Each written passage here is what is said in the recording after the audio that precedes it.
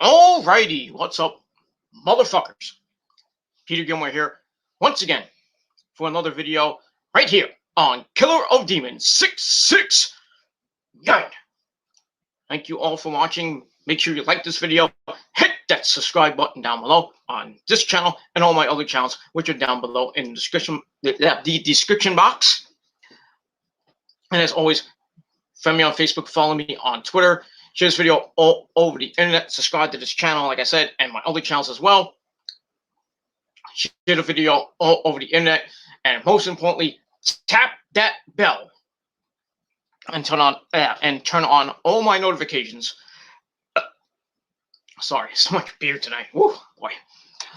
So turn on all my notifications so you never, ever miss an upload. That's all you got to do.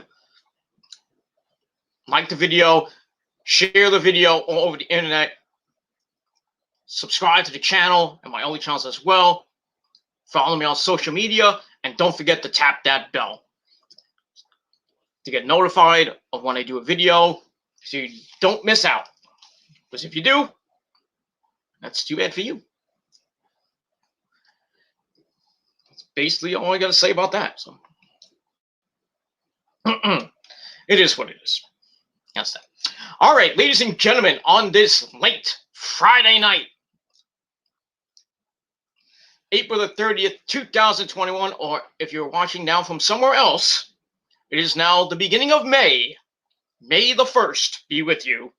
May the 1st, 2021. It is time for your late night, Friday night Smackdown review for April the 30th, 2021, from the Thunderdome in Tampa, Florida, at the Youngling Center.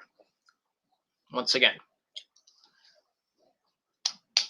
All right. Ladies and gentlemen, Smackdown tonight.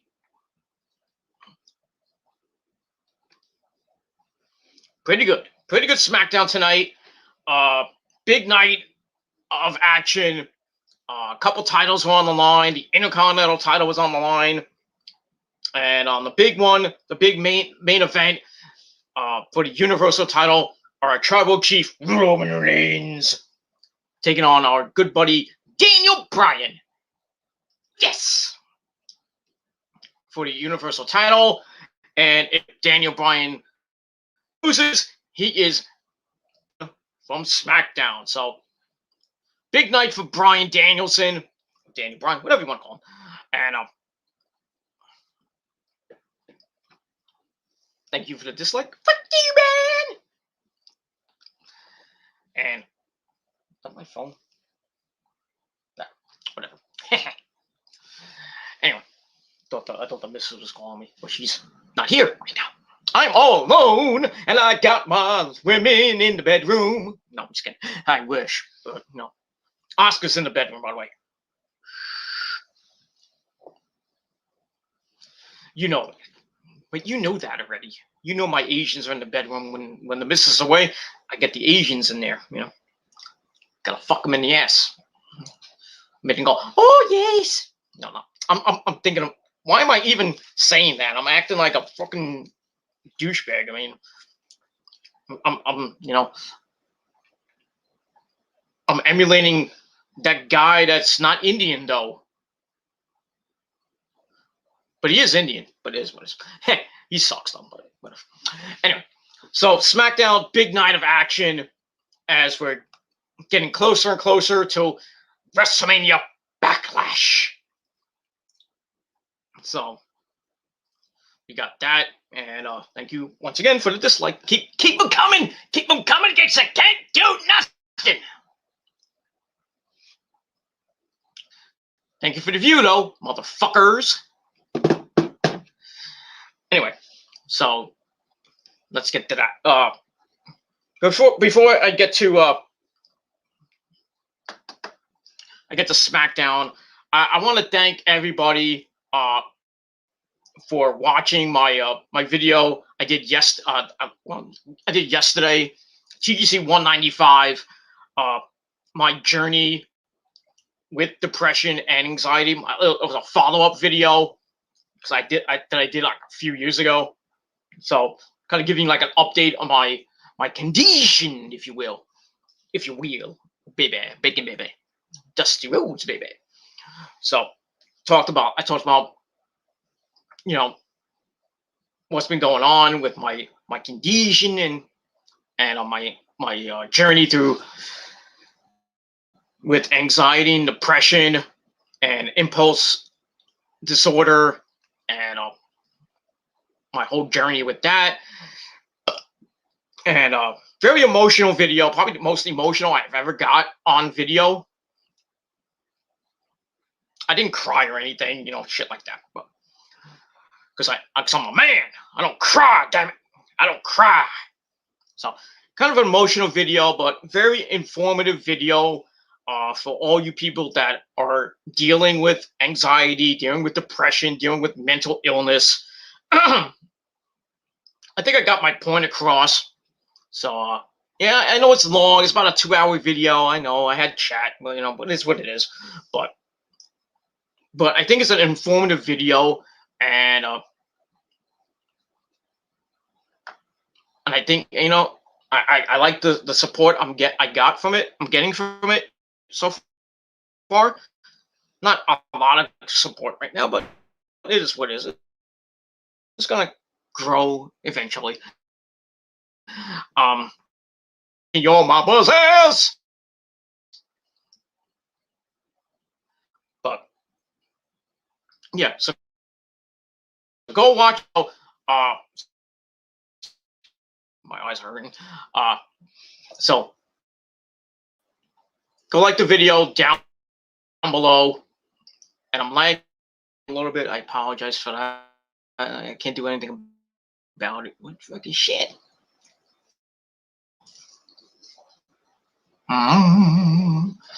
So check out the video down below. Not the episode 195 of the Gilmore Chronicles. My journey battle, whatever you want to call it, with depression and anxiety. There you go. And that's that. All right, so the weekend's here, ladies and gentlemen. The beginning of May is right now. It's 12:35 here in the Northeast. May the 1st, 2021. So the first, not official weekend of May, but it's May the 1st, so it is what it is. And that's all I got to say about that. But just want to say one thing, just a quick little mini rant to start the show. To the New York Mets, wake up! Wake the fuck up! You overpriced bastards, wake the fuck up! Good Lord.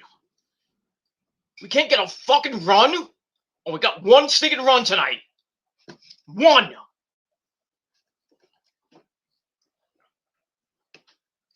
We should have won the game 1-0 tonight. Fucking James McCann can't fucking catch a ball. Allows a fucking runner in, then he allows another run in on a throwing error. On the same play. Struck the guy out and he misses the fucking ball. And the Phillies win 2-1. So the Mets are one game back of the Phillies once again. But should have won this game tonight. And Stroman, he pitched a good game, but he came out, I think, in like the 5th inning because he had a tight hamstring. Oh, boy. Oh, the injuries are beginning for the New York Mets. I knew this was going to happen. I just knew it. So hopefully it's not a big thing for Stroman and he can hopefully make his next start next week. But the Mets have to score with runners in fucking scoring position. 5 straight innings they had a runner on base, could not get him in. Sorry. And then freaking McNeil gets hit. Okay. I mean, he gets hit. So what? People get hit, but no. And then Dom Smith gets hit. And what does he do? Start screaming at the fucking picture. I mean, can he show some balls? I mean, are you just gonna sit there and get hit in the back, or the ass, or the leg, or something like that? Get buzzed by a fucking 99-mile fastball? And you gotta take that shit? I would fucking storm the mound and fucking beat the shit out of the pitcher. Make sure he doesn't pitch again. Fuck that shit, man. Come on. The fucking New York Mets, not a wussy fucking team, man. Come on. Storm the mound. I mean, I don't care if you get suspended. Like we're hitting anyway, but show some balls.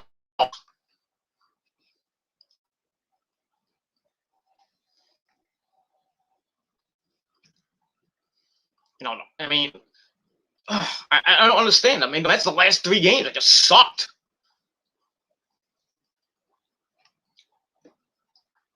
They get swept by Boston. I mean, I know it's going to be a tough series against the Red Sox, and the Red Sox are fucking hot right now. Next to the Athletics in the American League, fucking hot. Woo! JD Martinez got 9 home runs already. Jesus Christ. Journeyman JD Martinez, fucking good. Wasn't he on Seattle a long time ago? 9 home runs already, leading the league in home runs and RBIs and slugging percentage and shit like that. Good Lord, man.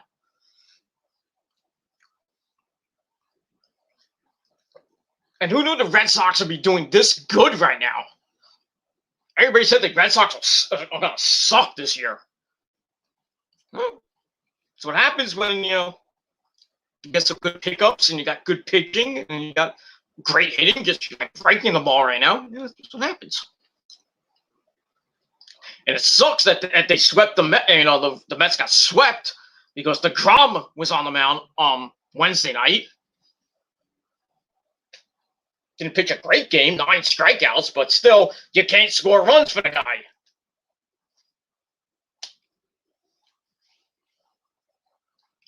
So they get swept by the Red Sox at home. It is what it is. And then they come to Philly and egg. What else new?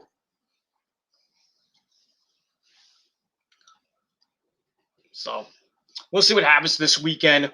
Taijuan Walker pitches tomorrow. He had a pretty good game last week. I think it was last Sunday. He had a pretty good game. Pitched a great game, actually. 8 innings of great pitching, great baseball. Mets scored a bunch of runs for him, thank God. And hopefully he has a lovely gem in him tomorrow night. But we'll see. And you got David Peterson on Sunday. The Mets could take 2 or 3 from the Phillies this weekend. That'd be nice. And then they go to St. Louis for 4 games. That's not going to be easy. I don't even know when DeGrom's pitching again. I don't know if it's Monday or Tuesday. But we'll see what happens. We'll see. Yankees won tonight. Really? Yankee fans, you have something to clap about for once. You beat a crappy Detroit Tigers team, the worst team in the American League. Whoop-de-damn-do! Judgy Wudgy hit a grand slam. Ooh. I think it was Vic DiBitetto. He did his video today about the Yankees telling them to wake up, and I think they listened. They woke up today. I think they won 10-0 or something like that. Last time I checked, last time I was looking at the game, it was 10-0. So I was like, they won. 5th inning, they won 10-0. But who cares? That's all I gotta say about that. All right, so that's your baseball for tonight, and that's all I can say about that. So, all right, ladies and gentlemen, let's get to your Smackdown review. Let's get it out of the way, so I can do some other things, and then maybe watch some porn, and then go fuck my Asian wives, and that's all I gotta say about that. Because when the miss is not around, gotta fuck those bitches. Yeah. Just kidding. But anyway, so like I said, Smackdown was a pretty good show tonight. I think they're going to get a good rating out of this. this was a big show. Like I said, Roman Reigns and Daniel Bryan for the Universal title. If Bryan loses, he's gone from SmackDown. He's banned from SmackDown, whatever you want to call it. So it was a big night. Really, they were really hyping up the match. Lots of segments with people talking about the match, who they think is gonna win, and they sprinkled in a couple of matches that were all right, nothing great, but a few segments here and there. But mostly, it was about the main event: Daniel Bryan and Roman Reigns, Mr. Tribal Chief himself. And that's that. So let's get into it. Let's not waste any more of your precious time, because you probably have other things to do, like play with your dicks or your pussy, your female. But let me watch while you're doing that. But it is what it is. So anyway, we start off from the Thunderdome in Tampa, Florida, at the Young Center. And as always, we have our commentary team. I gotta fix that. We have our commentary team of Mitchell Cole and Pat McAfee. And I gotta say, Pat McAfee damn good on SmackDown. He stands up a lot. I don't know why. He stands up for every fucking match. I'm like, dude, sit the fuck down already. Come on, man. I mean, even in the end, near the end of SmackDown, like the last 10 minutes, he's standing, then Michael Cole's standing up, and they're going nuts. I mean, it's a great main event, by the way, but not the greatest main event, not 5-star quality main event, but pretty up there, pretty good. And Michael Cole's screaming up a storm. He's getting excited. Pat McAfee's getting excited. He's getting, Vince is telling him what he has to say in his ear. Get excited, damn it! Or you're. That's what he's probably saying. I don't know. But oh boy. I'd kill myself. But anyway, so they welcome us to SmackDown.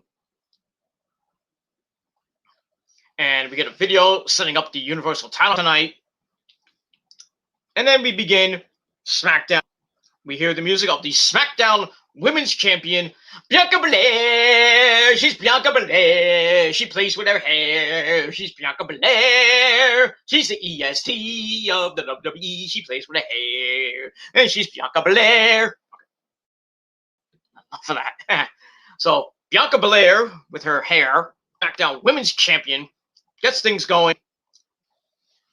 And then we see a pretty good highlight package of Bianca. Like, basically what Bobby Lashley has for his entrance. We see all his stuff, which I think is good. I think champions should have that.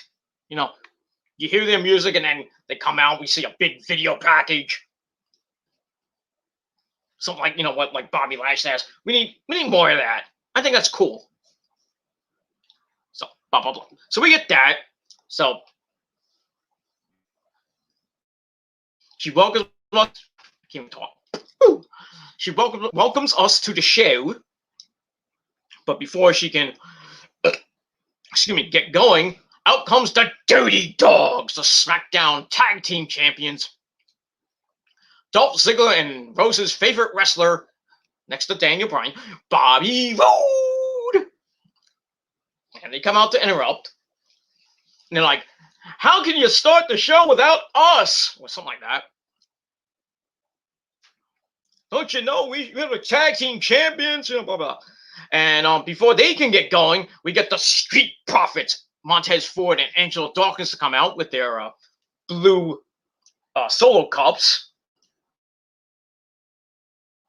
So they come out, and they're like, Montez was like, did I just see these guys interrupt the SmackDown Women's Champion?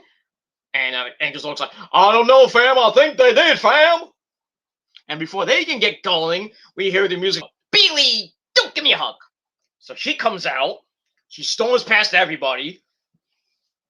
She gets in the ring. you know, they have, and her and Bianca stand down. And she rips the microphone from her fingers. I think she broke Bianca's nail. Bianca's like, "Girl, you broke my nail." No, she didn't. She looked like she was like, she was looking at her hand. She's like looking at, being like, "What the fuck, bitch?" And excuse me one second.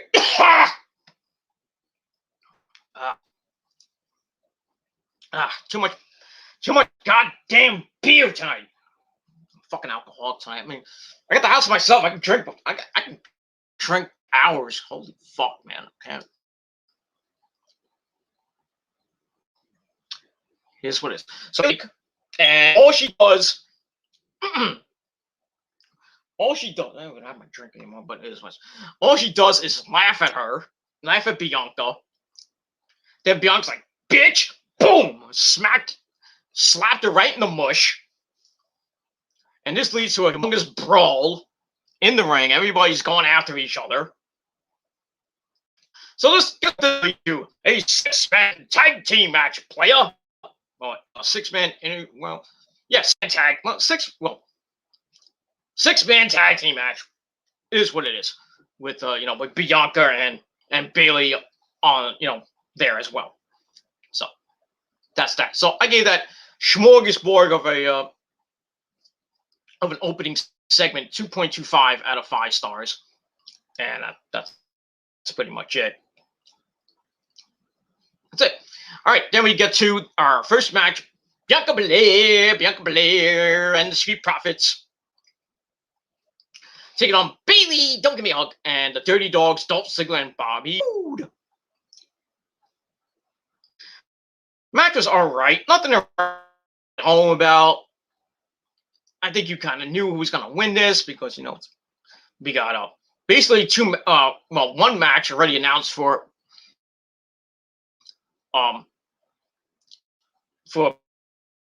Backlash. The second match announced for Backlash, besides the WWE title match, which is now a triple threat match. You know, Bayley and Bianca, that the Street Profits are going to get another title shot against Bobby Roode and Ziggler. I mean, really, there's no other damn tag teams on fucking SmackDown besides the Alpha Academy and the Mysterios. The carousel that never ends with the tag team titles on both brands. The never-ending cycle of who's gonna get a title shot this week. I don't know.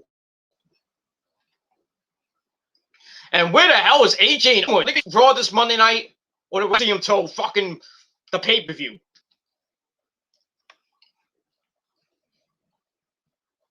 And like I said, why do you have a tag team division if you don't have teams to fight for the goddamn tag team belts? Why have a division?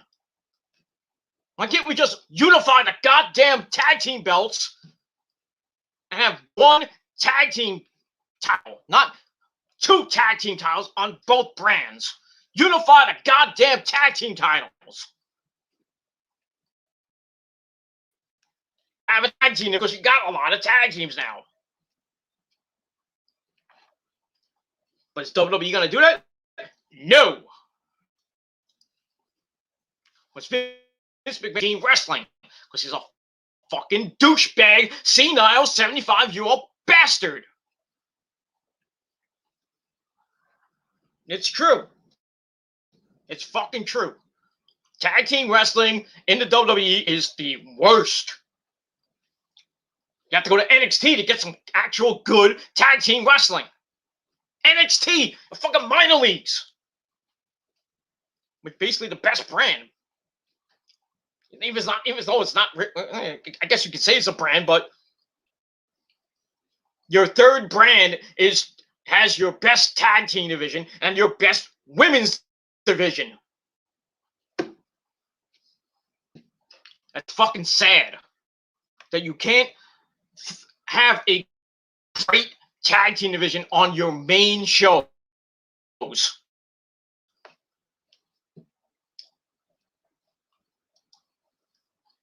Fucking sad. It is fucking sad. This company. I grew up on tag team wrestling back in the 80s, you know. Excuse me, you know, in the WWE. Excuse me, I was like, Puh! That puh! For the American. No. So, I grew up on tag team wrestling back in the 80s, you know, with the, you know, the British Bulldogs, the Hart Foundation, the Can-Am Connection, the Killer Bees, like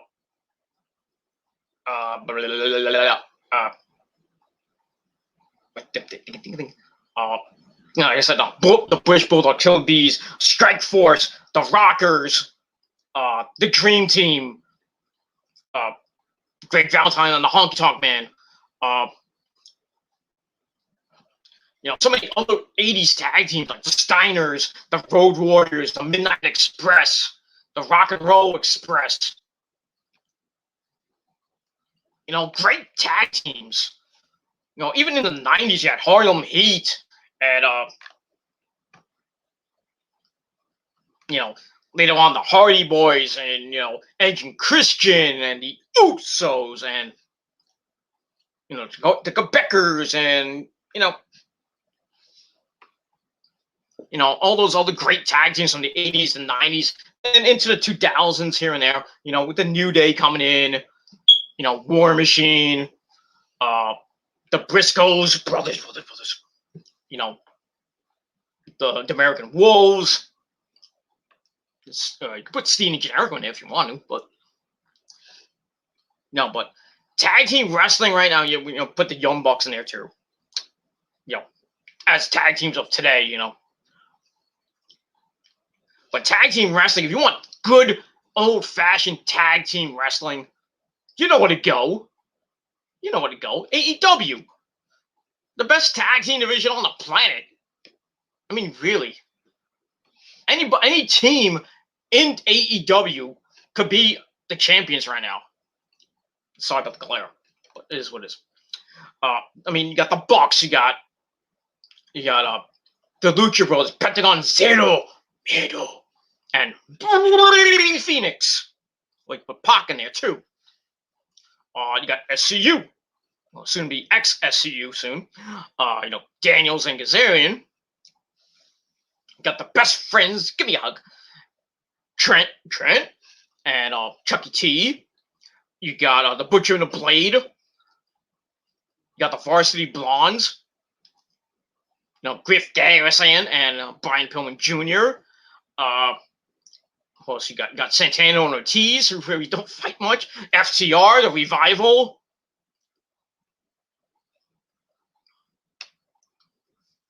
Got a pretty good tag team division. Pretty damn fucking good. And you got a decent women's division. You know, you put them up against NXT, I think you might have, you know, a problem. But, you know, because you got EO and you got Tony Storm, you got,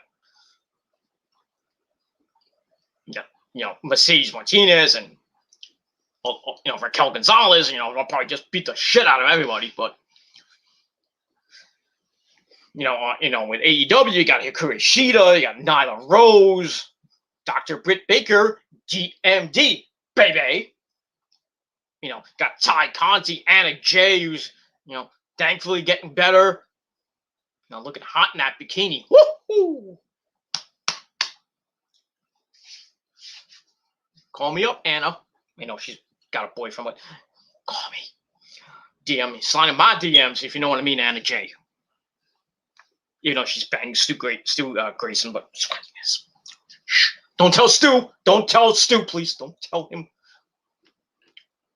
Don't tell Anna either, but you know, you got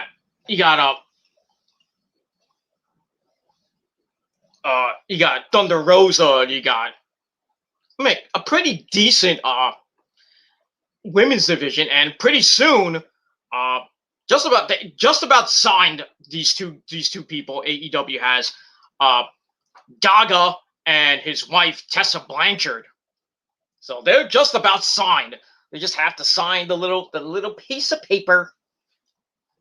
So basically, pretty soon, just about official almost. I guess it hasn't, they haven't said it yet on the dirt sheets, but Daga and Tessa Blanchard will be all elite pretty damn soon. And that's going to be a big,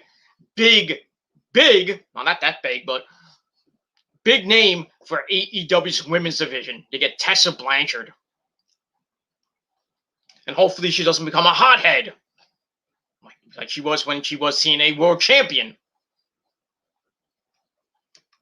And then they had to skip her of the title because she didn't want to do the tapings due to the fucking pandemic, and I don't blame her, but, And then Daga we haven't seen much of at all. So Daga being nice for the TNT title division. I don't know what they're gonna do with him, but put him in the TNT title division. Maybe slide him into the world title picture, but yeah, we'll see. But yeah, if they get, if this deal does happen, and like I said, it's pretty much confirmed almost that Daga and Tessa Blanchard are gonna be in AEW. That's a win-win. That's a win. I'd love to see Tessa Blanchard and Britt Baker go at it again. Or Thunder Rosa and Tessa Blanchard, or Kurashida and Tessa Blanchard. Oh, those matches would be fucking amazing.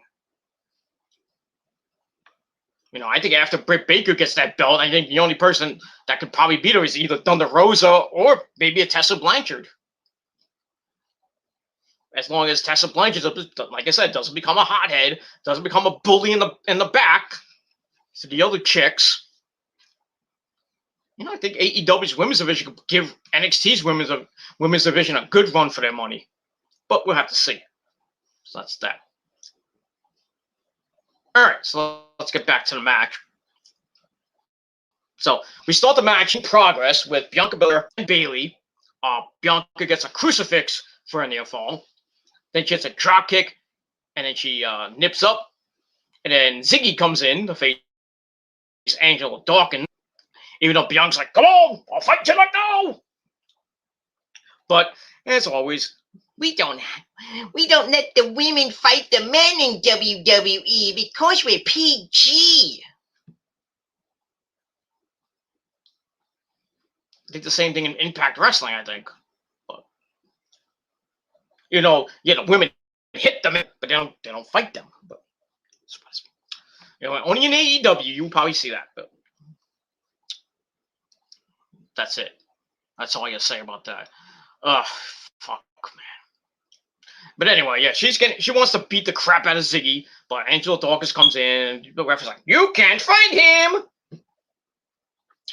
Anyway, yeah, I know. If you hear that little beep noise, I gotta fix that. I don't think it's fucking hard to fix that at all, like the CO2 thing, the carbon dioxide machine. I'll probably get Rosa to fix it tomorrow when she comes home. But I can't. I would fix it. I would fix it after this video, but the freaking thing is hard as fuck to get open. Can't even smash it open, which I want to do, but it just was. Anyway, so Dawkins comes in, and then they fight for a little bit, and then everything breaks down and pretty quick, and we see Montez Ford hit a big flippity-dippity-doo dive to take out Bobby Roode and Dolph Ziggler, and then Bayley gets involved and draws Bianca into the steps on the floor, which allows Ziggy to hit a super kick on Montez Ford, and then after that, they start working on Montez Ford. Roode comes in and hits a swinging rock bottom for a near fall. Bayley gets a cheap shot on the apron. Why not? Then Ziggy slaps a 1919 sleeper.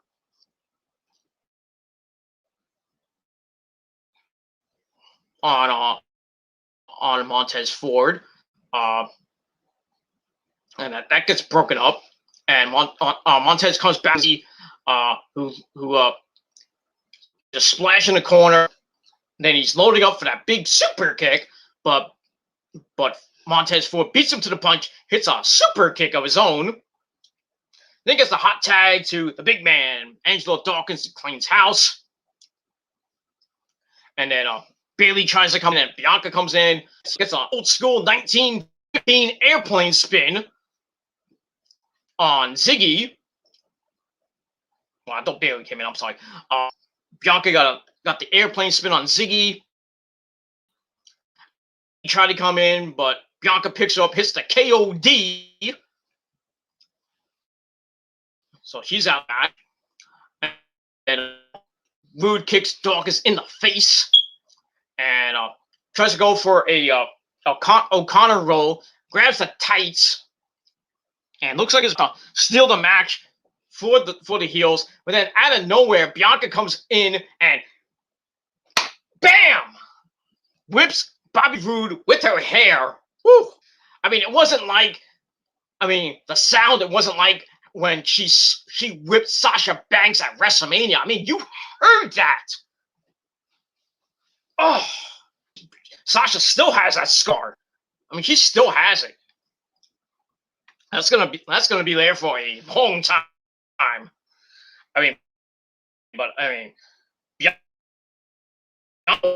Bobby Roode with her hair, and Bobby Roode's like screaming in pain.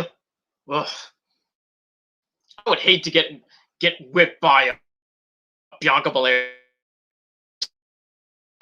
I mean, it's not even her real hair. It's just like an extension with a whip in it. That's what it is. I mean, really.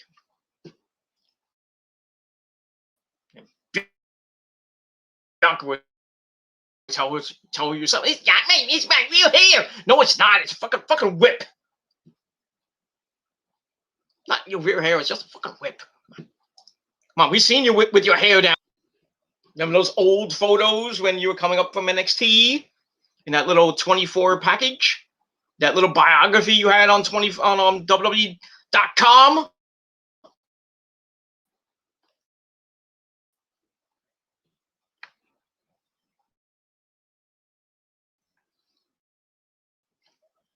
That's not a real hair, ladies and gentlemen. Like I said, it's a whip. They just attach it to her head. They just use it. And no disqualification. I mean, I guess they're letting her use this whipping people with her hair thing. We saw it at WrestleMania, and I guess this is going to be in her repertoire now. But it is what I don't know if they let her do it anymore because it's Fox, and it's PG. They might think this is racist. Oh, she's whipping a white man. Reverse slavery. Yeah. We can't do that. That's just. I don't get it. I don't get it. She used it in NXT a lot. Most of the time, NXT was WWE Network, and then it came to but we didn't see that on live TV or anything like that. But so anyway, she whips Bobby Roode in the back. Excuse me. With her hair, and then that was just academic from there. Dawkins hits the anointment, and then Montez Ford goes off the top rope with from the heavens, or now it's called the cash out. I don't know where that came from. I call it from the heavens, and he hits the frog splash. 1, 2, 3. So the Street Profits and Bianca Belair, she pays for the hair, gets the win. Match was all right. Gave it 2.25 out of 5 stars. And that's basically all I got to say about that. Wasn't the greatest match in the world, but still, I think you kind of knew who was going to, and probably what they're going to be setting up besides Sasha and Bianca and Bayley at Backlash. But don't forget, Sasha's Sasha's waiting right now. They're just holding her off TV until they get this Bianca Bayley match out of the way. Sasha will probably come back, maybe at Money in the Bank. You never know. Maybe she'll win Money in the Bank. Wouldn't put it past the WWE to do that. Yourself. Have Sasha somehow get in the match. She wins Money in the Bank. Bianca's like looking behind her every fucking time. Bianca's going through the fucking roster. And then out of blue, she's attacked by somebody. I don't know who. Or maybe she gets attacked by Sasha. Sasha hits her in the head with the fucking case. And then Sasha's like, I'm going to cash in. Cash in. Wins the SmackDown title second time. I can see that. Or just Sasha just coming back and getting her revenge. Like a normal person. But we'll see what happens. And that's about it. Anyway. All right. Got Nick, my good buddy Nick Infante, 92 in the chat. What's up, Nick, on this late night? This late Friday night? How are you, sir? And that's it. All right. So like I said, 2.25 out of 5 stars for that 6-man tag team match. And we move on from there. All right. Then we go to the back with Kayla Braxton, looking hot as always. And her guest is the challenger for the Universal Championship later on in the main event. It's Daniel Bryan. Yes. And he's all excited for the main event because finally, he has a fair one-on-one match for the title. No Jey Uso, no distractions, no shit like that. He says he made Roman Reigns tap before, and he's going to do it again. And if he wins, his first title defense is going to go to somebody that has waited a long time for a title shot, and that man is Cesaro, obviously. So we get that. So Bryan's ready for his match. We'll see what happens in the main event. So I gave that 2.25 out of 5 stars. And then after that, we get a promo from Seth Rollins, and I still don't know where he gets his suits. I want to know because I bought some of his fucking suits. It's fucking the colors that come out of there, like somebody threw up a crayon, like a Crayola box with all the suits he's been wearing lately. And obviously not from Botany 500. Although, remember Botany 500 back in the 80s when like all the game show hosts would come out, like all these nice looking suits. Chuck Rowley's wardrobe provided by Botany 500. Pat Sajak provided by Botany 500. I don't know if you know Botany 500 is still around. This was maybe you got it at Siemens. I don't know. You like the way you look. I guarantee it. So, yeah, Seth Rollins comes out, does a promo. He's laughing up a storm about, what Bryan said. And his prediction, well, he started laughing at Bryan. And he said, then he gets serious for a minute. That's Lion Storm. And then he gets serious. And he says, Bryan's going to win in a huge upset. And then he talks about Cesaro and says, as far as concerned, they're not going to make it till next week. Well, past next week. As we find out later, Cesaro and Seth Rollins are going to have another match next week on the program. So we got that. So, and next week is Old School Smackdown. Yeah, how old school is it going to be? Are we going to get the fist? No. We're not going to get that set. No. I'd be shocked if they bring back the fist set. But they're not. I don't even think they can fit the fist set in the Youngling Center. Or the oval set. So how old school is this going to be? That's what I want to know. I really want to know. But next week, Old School Smackdown. We'll see what happens. Maybe they'll bring back Jerry the King Lawler for commentary. Or something like that. I don't know. Like I said, I don't know how old school they're going to get. We'll see. If they bring back the fifth set, I'll be happy. I'll mark out. If they bring back the oval set, that'll be nice. But they're probably going to have the same fucking set. And it's not going to be old school unless they show like a lot of old school clips. That's probably the only they're going to do. Show old school clips from the old Smackdown videos. Like the first Smackdown back in 1998 or 99 or something like that. They'll show some like hilarious clips from Smackdown. All like 900. What's it up to now? How many episodes they have on? Like 1,100 now? I forget. Who cares? But I digress. So we're going to get old school Smackdown next week. And that's that. All right, so Seth Rollins picks Daniel Bryan to win.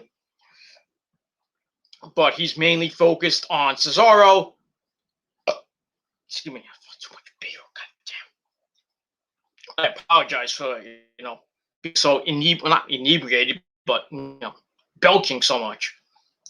Too much beer. I only had 2 beers. That's it.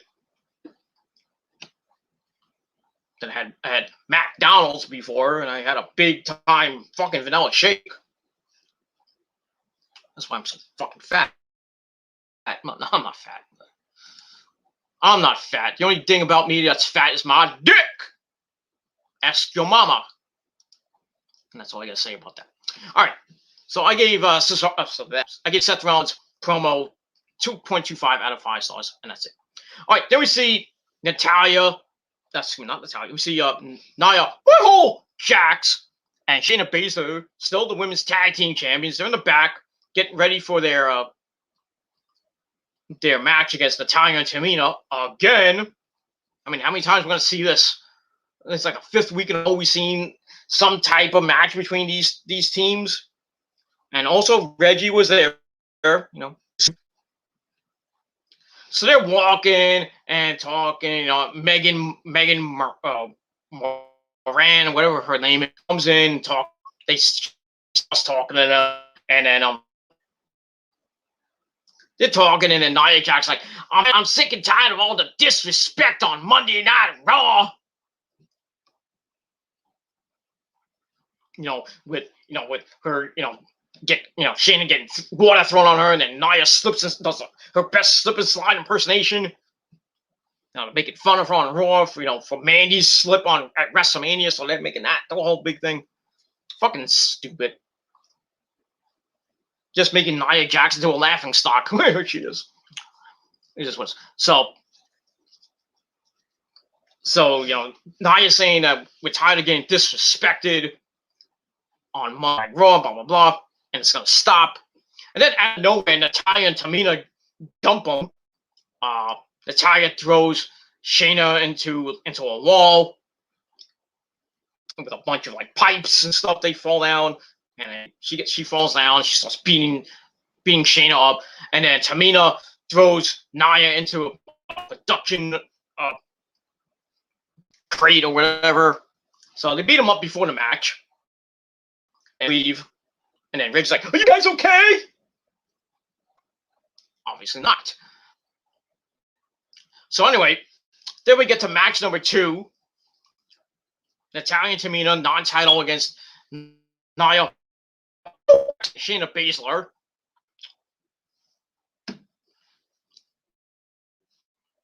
Same old regurgitated shit in this fucking women's tag team division. I don't know why. Why was this? Just put the damn fucking belts on the line already. Well, I guess they're waiting for the pay-per-views, or it's gonna be a big event.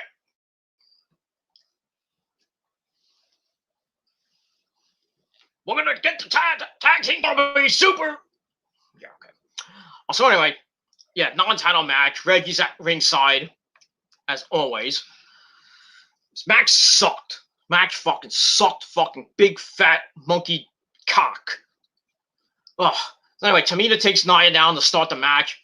Goes for a splash, and Nia gets her knees up. Nia gets into her corner. Shayna comes in as a running knee to face.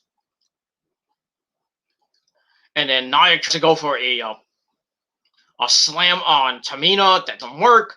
Tamina slips over for the hot tag to bring in Natalya, who comes in like a house of fire house for a little bit, and then Shayna takes her down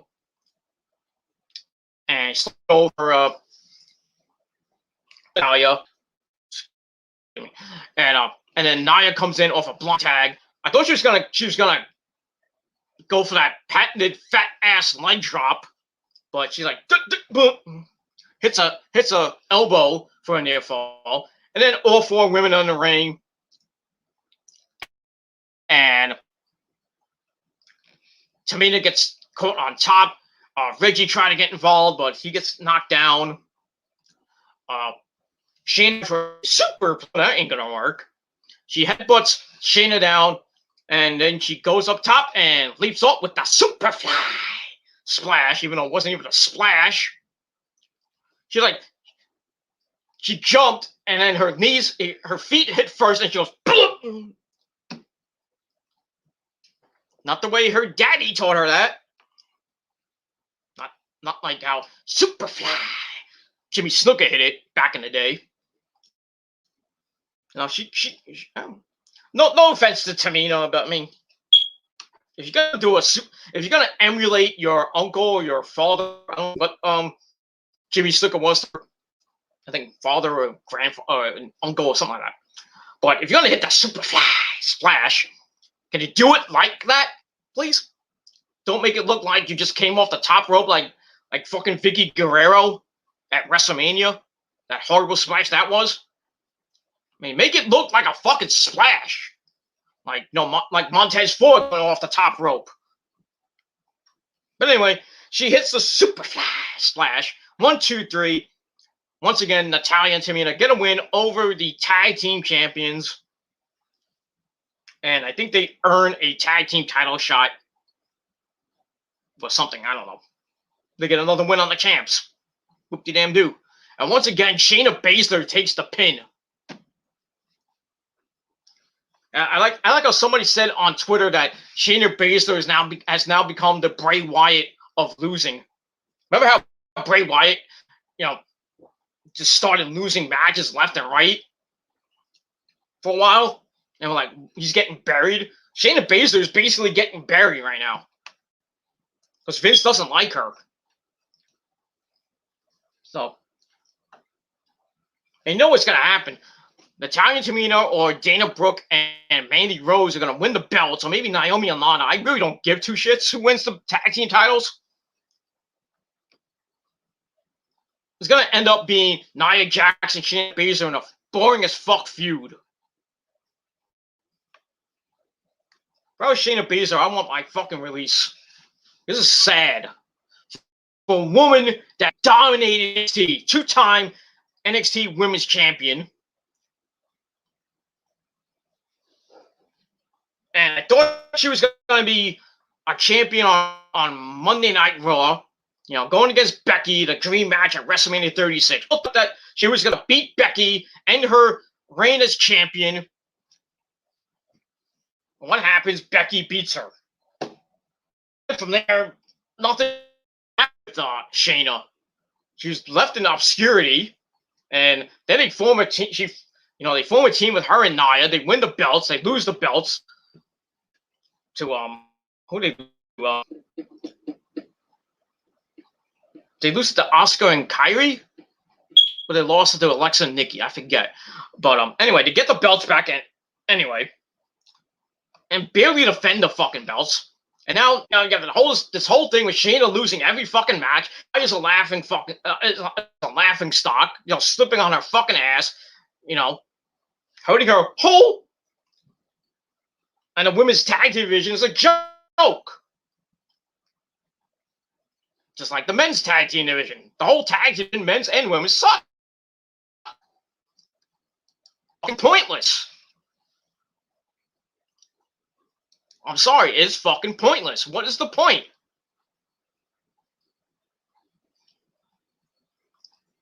And personally, I don't give two fucks who wins the women's tag team belts at this point. They're probably not going to defend them anyway.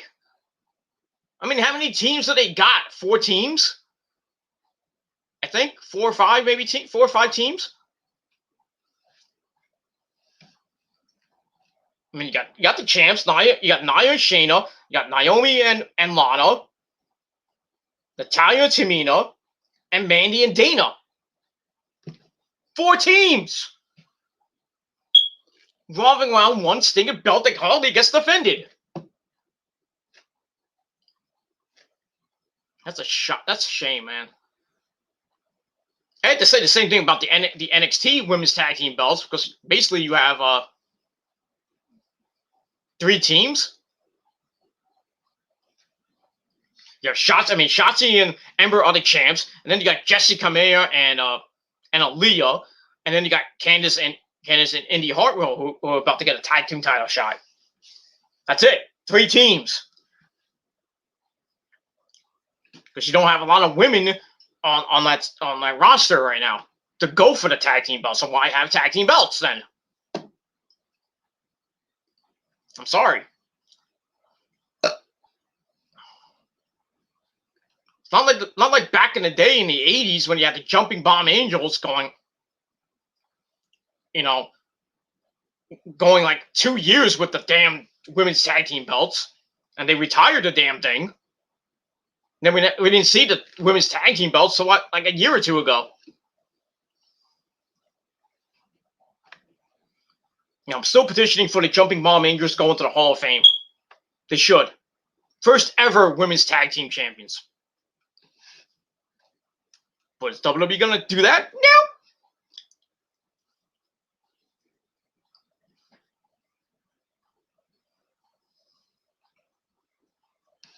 They're not going to do that. They're not going to put Miss Elizabeth in, even though they have this 8-part documentary this weekend. This Sunday, actually, is going to be the Macho Man Randy Savage and Miss Elizabeth.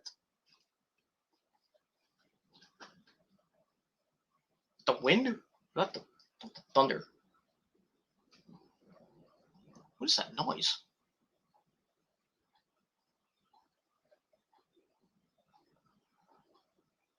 Satan! No. I think it's the wind. I think there's a high wind warning for tonight, like 30-mile-an-hour winds, and I think it's supposed to end tomorrow. Yeah, I gotta worry because my outside light's kind of coming down. I gotta fix it, and I just haven't had time to fix it. It's probably gonna break. Next big storm we get is gonna probably just smash to the floor, and then we have to buy another one. That's gonna be a pain in the ass. More money that I have to shell out for to fix this fucking house. Renovated it fucking almost 5 years ago. Still got its problems, because the renovators fucked everything up and everything. It just didn't look good. It just was. Soon I'll be out of this fucking house anyway. I'll be moving to Florida. But it is what it is. What you doing, Zuzu? Oh, there he goes. Oh. The wrestling cat's playing with what are you playing with? Something. I don't know what he's playing with. He's playing with himself. What the hell? Did I just see something? Oh, okay.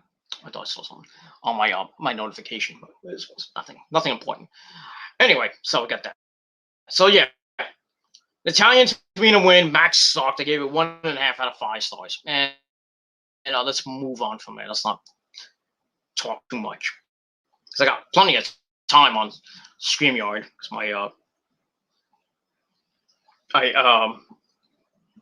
my hours renew on Monday. So got that. All right. Blah blah blah blah blah blah blah blah blah. All right, after that, we get a video from Booker T, sucker! Or King, excuse me, let me say this right. King Booker! He picks Roman Reigns to win, shockingly. But it is what it is, so we get King Booker! Or Black Snow. No.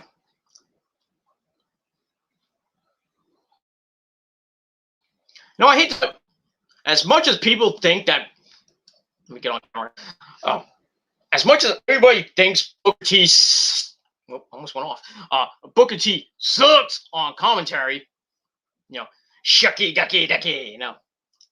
Quack quack. Booker T was kind of cool on commentary when it was on Raw for a little bit. I think he did SmackDown as well. I would not mind Booker T coming back to SmackDown for commentary to be with Michael Cole and Pat McAfee. Or maybe just bump Byron Saxton now and put Booker T back in. Of course, as we know, fuck Byron Saxton. Fuck him. That's all I gotta say about that. Yeah, I'm picking my nose. I don't give a shit. Got an allergy. I'm sorry. That's all I gotta say about it. Yeah. But Booker T or King Booker. King Booker picks Roman Reigns to beat Daniel Bryan tonight. And that's that. After that, we find out that next week, like I said, is old school SmackDown. That's kind of cool. Hopefully, like I said, hopefully they bring back the fist, the set. Hopefully, I don't know what they're gonna do next week. If they're gonna bring back the fist set, or they're gonna bring back the oval set. They're gonna bring maybe some old school elements from the old school SmackDowns. I don't know, but we shall see. We shall see next week, and that's all I gotta say about that. Then we get a video from Shinsuke Nakamura. He picks his good buddy Daniel to win, and then he says that if Roman wins, he's going to be the next. He's going to be waiting for him. Not that he's going to win, but let's see Shinsuke get some revenge on Roman. That whole beatdown he got like a couple of months ago. But I guess WWE forgot about that. They forget about a lot about. Like they forget about a lot of things. It is what it is. All right, then we go to the back. We have Kayla once again. And she brings in the Mysterios, Ray, Dominic. Basically, Dominic's basically saying that my dad's a superhero. Blah blah blah, and it's kind of cool. And basically saying, Ray is saying like it's cool to be with my son, and we're gonna become the first ever father-son tag team champions. We'll see. I think so, but that's about that. So we'll see what happens with the Mysterio going forward. Maybe to get a tag team title shot. I don't know. Yeah, it's very windy outside. Very windy. Hopefully nothing falls, breaks. But yeah, it is what it is. What are you doing, Cat? Oh, playing with his playing with the playing with her pussy. No, just playing with a rubber band. She likes to play with the rubber bands. Can I play? She loves that thing. It is what it is. All right. After that, we get to another story from Aleister Black, and this week he's talking about reality. No, it wasn't chapter 2. It just said reality. I thought it was chapter 2. It was like he's basically talking, from his book Tales from what was it called? The Dark Father. Tales from the Dark Father or the Old Father or something like that. I don't know if they're gonna actually have him with a matter. That would be something. Not gonna be James. Let's be real. Let's be real here. I mean, we all know that James Mitchell is the Dark Father. But you really think that James Mitchell of all people is gonna come to fucking WWE and be the Dark Father or the All Father for Aleister Black? Like Aleister Black really needs a manager. Could help his career, but I don't think somebody like James Mitchell will come around and help him out. But you never know. Would be nice, but anyway. So this week he's talking about reality, and he talks about people looking at him and judging him back in school because this is the nature of man. So we're going in and out of animation, and it's pretty cool animation, by the way. So Alice is talking about walking the halls in high school and having everyone think something about him. People cared about building their own lives on a foundation of lies. He's like, imagine thinking that is real or falling for that. Okay. He says to him those dreams because the truth is that there is something wrong with all that and of all of us. He says he could give us the keys, but he's not. So I don't know what that meant, and it's great. It feels like an old school Japanese movie, like Enter the Enter the Dragon kind of stuff, like something you see that out of a Wu-Tang Clan video or something like that. RZA's doing his magic or some shit like that. We'll see Method Man and the Ghostface Killer Norman Bates. No, so that's kind of cool. I'm actually intrigued. I'm actually interested in this Aleister Black gimmick, whatever it is. It's the All Father or whatever. It's like a prophet or something. I'm digging it. I'm pretty. This is what he should have came out with when he came to the main roster. I just don't know what his theme song's gonna be, but you should go back to that old school theme that he came in when he was in NXT.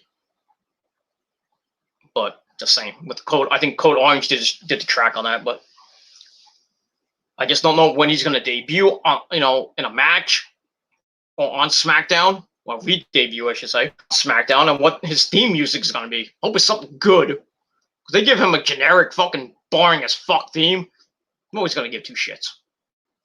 Nobody. And that's it. All right, so I gave that 2.5 out of 5 stars, and that's it.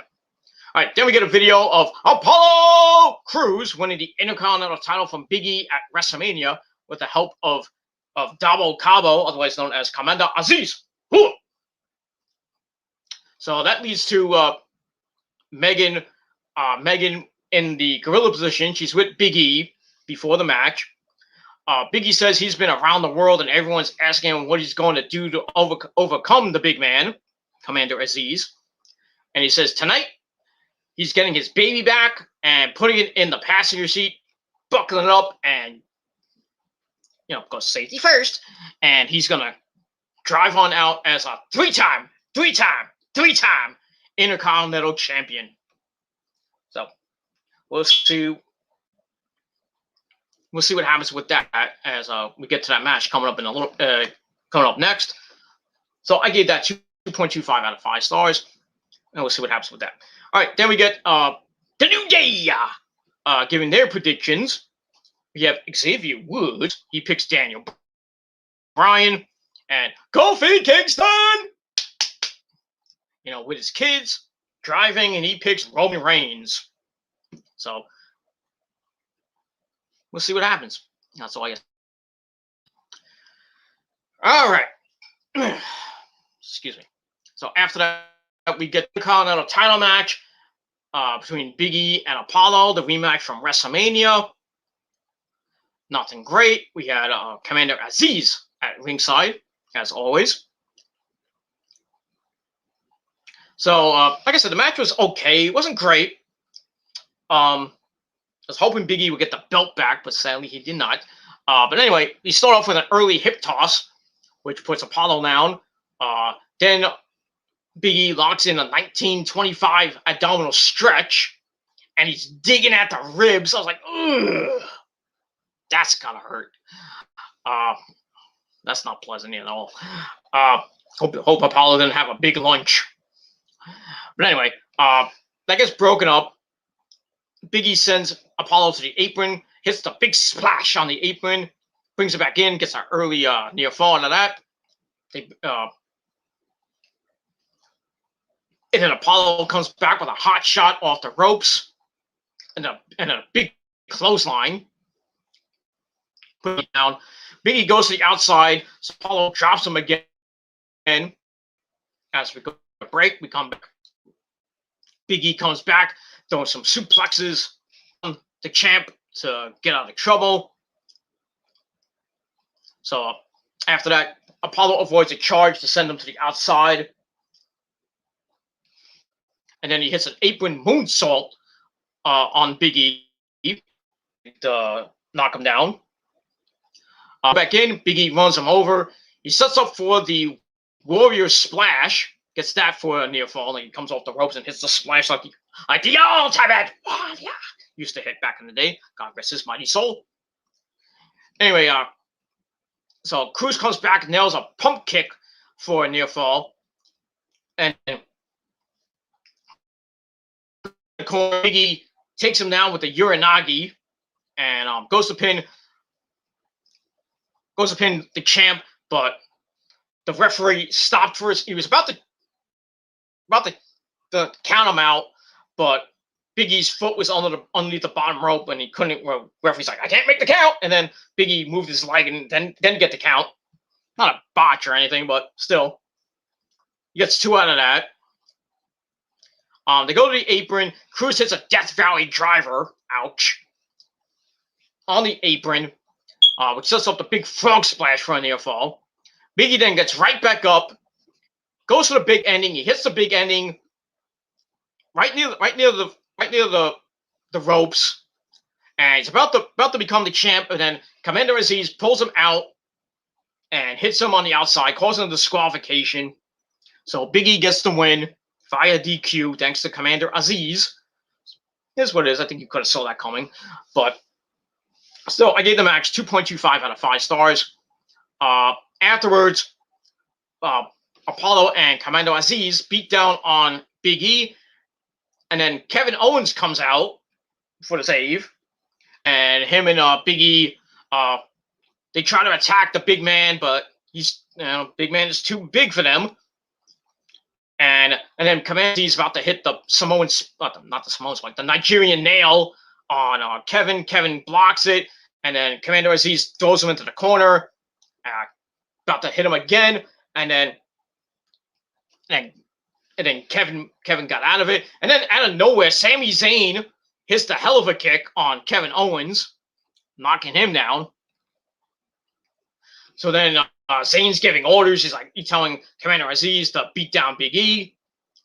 He just gets thrown to the outside. So screw you. And then Sami takes the Intercontinental title, holds it in his hands, just looks at it, and then we see Apollo like, give me title, I am Nigerian, give me title. And Sami's like, okay, we're cool. Here's your belt. So Apollo's like, that's light, man. Yeah, that's right. So then Sami gets all excited and gets in the middle of Apollo and Commander Aziz, and he raises Apollo's hand, then he raises Commander Aziz's hand, and for his trouble, he gets the Nigerian nail in the neck. Oof. For his trouble. So that's it. So that ends that. So I gave the Aftermath 2 out of 5 stars. And that's it. And I was thinking, since all 6 men were in the ring, I was thinking that they're going to do a 6-man tag team match next week. We'll see the sort of debut of Commander Aziz in the ring with Apollo and Sami Zayn to take on Kevin Owens and Big E, or they just do Apollo and Sami Zayn teaming up against Big E and Kevin Owens. This is probably the logical choice. So I really don't think Commander Aziz is going to get into any matches by himself anytime. So a tag team match next week, player, and we'll see what happens with that. And we move on from there. Blah blah blah blah blah blah blah. All right, we move on. All right, after that, we go to The Miz, who naturally picks Roman Reigns to win because he still hates Daniel Bryan's guts. But Daniel respects him. I may not like the guy, but I respect him. Okay. Anyway,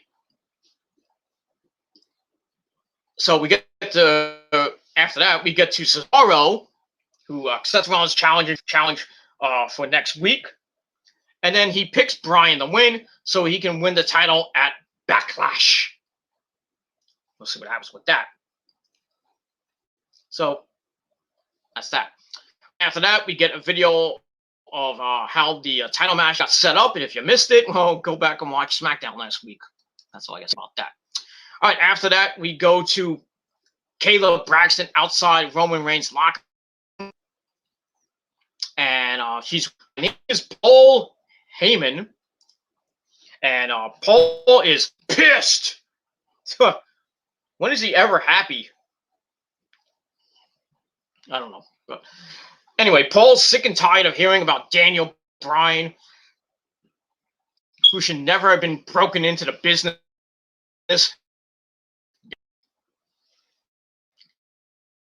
But then then he starts talking.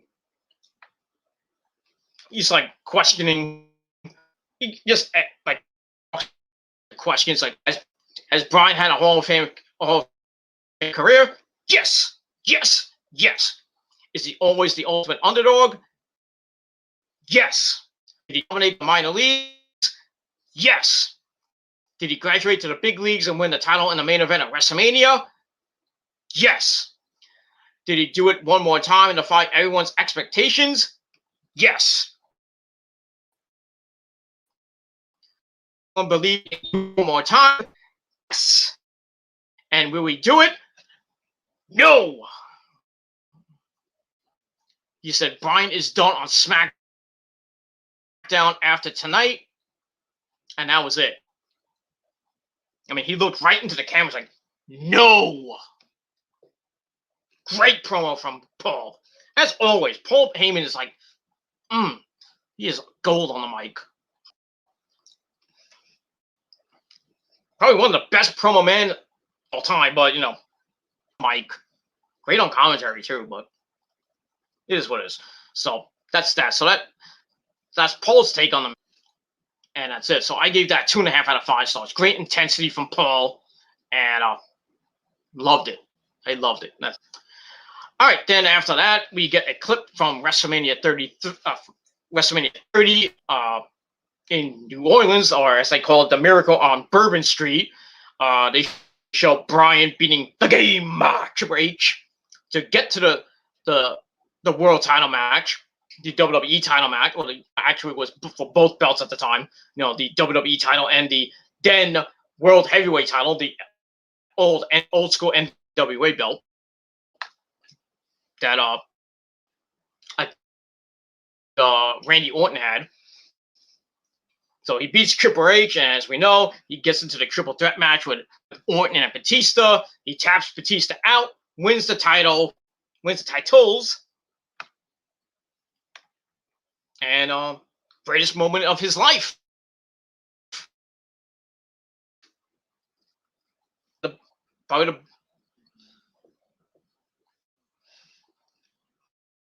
Yeah, like I said, the greatest moment of his life, and like I said, and that's it. And you all remember what happened after that. He got his ass kicked by Kane. That's it. After that, we get our final prediction from Baron Snorman Corbin, who basically doesn't give. So basically, he picked Roman Reigns, but he doesn't care who wins. Okay, thank you for your prediction there, Snorman Corbin. Go back to doing your biker commercials or whatever you were doing, you know. You're boring as fuck commercial. Fuck you, man. And that's it. All right, then we get to the main event for the Universal title, Roman Reigns versus Daniel Bryan. Yes. And as always, Reigns comes out with my name, Paul Heyman. So Bryan comes out first, of course, because he's the challenger. And then Roman comes out, not to his music, his dun, dun, dun, dun, dun. He comes out with his new music. It's like epic metal. We hear like a choir, and then we hear dun, dun, dun, dun, dun, dun, dun, dun. It felt like holy shit, Sephiroth's coming out. You know, it felt like a final boss theme from like Final Fantasy or something like that. You know, or any basic RPG or JRPG. You know, Sephiroth's coming out or Kefka's coming out. Fucking amazing. It was good. People think it sucked. I know. I'm like, what the fuck are you looking at? What the fuck are you listening to? I thought it was pretty good. I was like, new. I think they're testing it. I don't think it's gonna be. I don't know if they're gonna. Is that's gonna be his actual theme? I would stick with it because it's pretty damn good. It's like a tribal epic titan type of theme. Like I said, it's like a final boss theme, like a Final Fantasy type final boss theme, like Sephiroth's theme in Final Fantasy VII, or Kefka's theme, or even go to God of War, whatever version. But that's what it sounded like. Fucking video game final boss theme. It's fucking epic. It's fucking awesome. So anyway, he comes out, takes his time getting in the ring, and this match was awesome. Great match. This should have been what they had at when they had the match at Fastlane. Yeah, I think it was a Fastlane. They had that match. This should have been what Fastlane should have been. But still, this was a pretty good match. Lots of near falls, commentary going completely nuts. Awesome match. And I got time to go through this. Let's go into it. So it starts with Bryan drop kicking Roman into the corner. Starts firing off the kicks, but Roman drops him with a shot, and knocks in a 19-2 headlock. That gets counted into try for the yes lock, but Roman bails to the floor, and then dances through the ropes into a running knee from the apron as we go to our break. And the match started at 9:20, so I know there was going to be a lot of fucking commercial breaks. This match was going to go 40 minutes. 40 minutes straight. Gosh, we got to pay those bills. Yeah, thank you. Anyway, so we go to break. We come back. Roman turns Daniel inside out with a clothesline. Then he grabs him and hits a snap suplex. He goes to work on Bryan. A little bit of a rest period with a chin lock, keeping Bryan in trouble, followed by a right hand to the head. Puts Daniel down again. Bryan comes back with some kicks, puts Roman on top, goes to a super hurricane, which gets counted into a super power bomb off the top. Roman gets a near fall out of that as we go to a break. We come back. Roman's firing off some knees in the corner. Bryan gets in a shot of his own, puts Roman on top for a belly superplex. But Dan get the cover, and he kind of does get the cover, but Reigns gets out of it, and both men are down. Bryan gets up first, and starts kicking at the arm of the right arm of Roman, which he was attacking that arm for most of the match. Then he snaps over his shoulder, and then Roman goes for a charge, falls to the floor, setting up a suicide dive. He needs to stop doing that.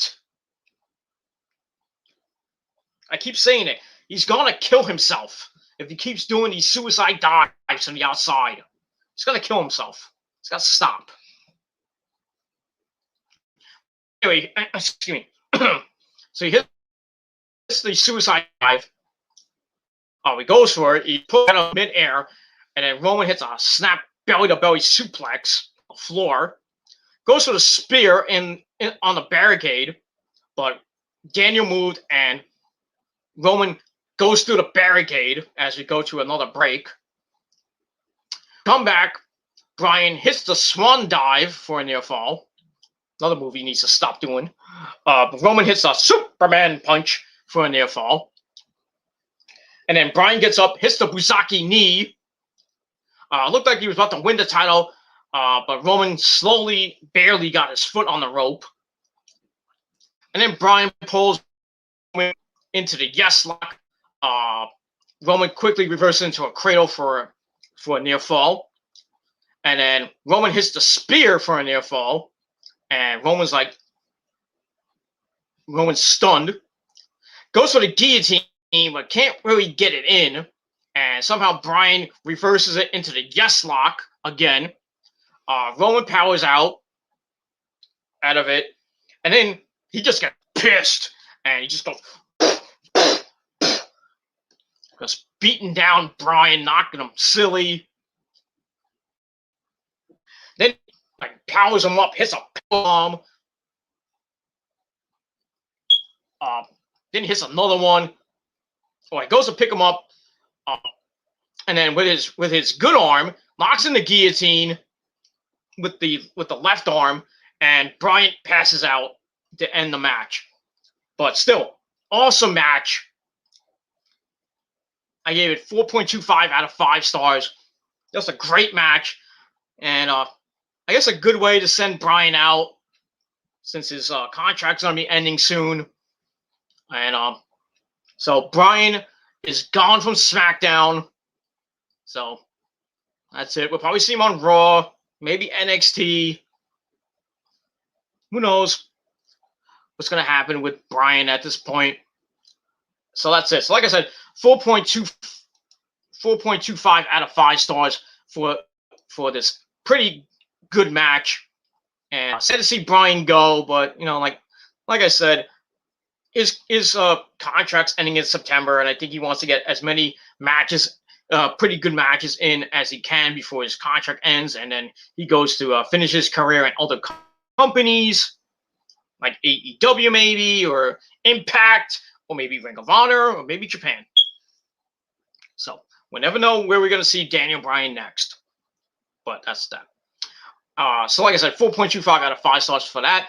Afterwards, Roman goes to grab some chairs. He's about to really put Bryan out for good. But out comes Cesaro for the save. And Cesaro knocks Roman to the floor. And he's trying to get Bryan out. And he hits a running uppercut on Roman near the timekeeper's area. He's about to go in and finish Roman off. But then Jey Uso comes from behind and attacks him. And then he tells Roman to finish him off. Then he ties Cesaro in the ropes to watch Roman give Bryan the concerto. And that basically ends the show. So it looks like they're gonna go with Cesaro and Cesaro and Roman Reigns, maybe at Backlash. But we'll see what happens. I think after Cesaro gets done with Seth Rollins, he'll get that title match. So I really don't know what's going to happen with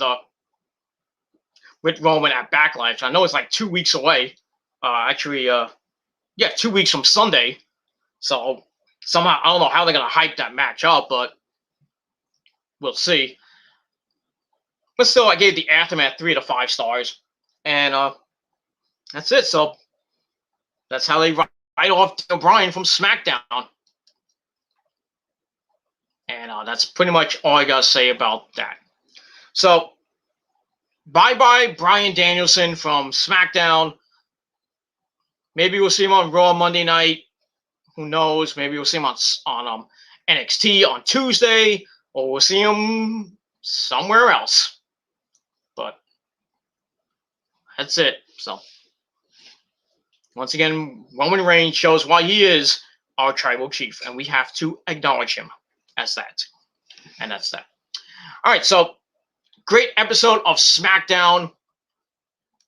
So I gave it a solid 7. I was gonna give it a little bit higher, but a lot of people gave it 8s. That's your opinion. I'm giving it a. I'm going to change it post-production. I'm going to give it 7.5 out of 10 stars. I thought it was pretty good. Great way to hype the main event during the show. A great main event.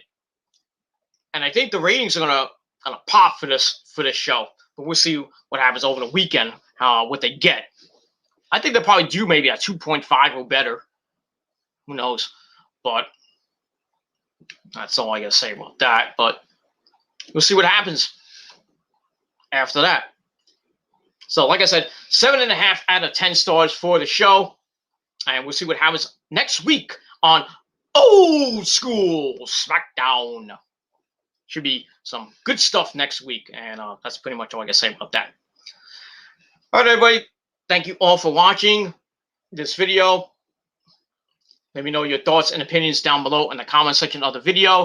If you have any questions, put it down in the comment section of the video, or hit me up via social media with a DM on Facebook, Twitter, or Instagram. Hit me up with a DM. Let me know your questions and all that other good shit. Don't forget to smash that like button to death and subscribe to my channels, and share the video all over the internet. Share my links to my channels with everybody you know. Get them to subscribe. And that's all I gotta say about that. Don't forget to hit that bell. Turn on all my notifications so you never, ever miss an upload. That's it. So, thank you to Nick for coming in. I thought he was going to be here for most of the show, but I guess he had other plans. That's okay. That's okay. I'll get him back later. No, I'm just kidding. But thank you to Nick for coming in, just to say hello, and that's it. So thank you all for watching. Once again, 7.5 out of 10 stars for SmackDown, and we'll see what happens next week on SmackDown and Raw and NXT and Dynamite. Next week's gonna be a great week of action. Got Monday Night Raw, NXT, Blood and Guts on Wednesday with AEW. Hopefully they get a better rating than this week. Oh boy. 891,000, I think they did. 889,000 they did this week for AEW, coming off 1.1 million the week before. Ugh. And the show wasn't even that great, but to be honest with you, but I think Wednesday they're gonna get a big rating. I think that might pop 1.3 or better. They might get 1.4. But I think this Wednesday night is gonna be the highest rated Dynamite in their history. Because that's, I mean, they got matches and stuff. I don't know. I thought that Blood and Guts was going to be a one match thing, but obviously they got other matches they're going to put on the show. So I guess they're going to get those matches out of the way the first hour, and then I guess hour 2 is going to be Blood and Guts. So we'll see. We'll see what happens on Dynamite this Wednesday night, and then like I said, next Friday night. We got old school SmackDown, and that's pretty much it. Going into the first week of May, it's got some good stuff coming up. This coming month, we got Under Siege for TNA on, when is this? May the 15th, I think. I think after that we got WWE WrestleMania Backlash on May the 16th, and then on May the 30th, we got AEW Double or Nothing 3. So lots of good stuff this month, and we got Memorial Day weekend coming as well, the unofficial start of summer. So yeah, summer's coming, ladies and gentlemen. So we'll be talking about SummerSlam pretty soon. So get ready for hopefully a good summer, but we'll see what happens with that. So thank you all for watching. I'm Peter Gilmore. I'm going to edit this video up, watch it, and probably go to bed after this. I'm not tired, but I'm getting tired. And yeah. Getting tired, and I want to go in my bed and fuck my Asian wife. You know, I gotta go. I gotta get it done. You know, she wants her sushi, if you know what I mean. Hey, I gotta have some sushi. I don't eat sushi, maybe. Gotta bang Oscar. So, because nobody is ready for Oscar except my dick. And you knew that by now. So yeah, gonna go bang Oscar and have a good old time. Probably won't go to sleep till 5 a.m. Knowing how she rides my dick. But good lord, gotta get ready. Gotta watch some good old. I gotta get my loins ready. You know what I mean? So I go all night long. Just ask your mama. And that's it. Anyway, going berserk. I need to shop. All right. Thank you for watching, everybody. Good night, everybody. Have a great weekend, and I'll see you motherfuckers next time. Peace. Ha!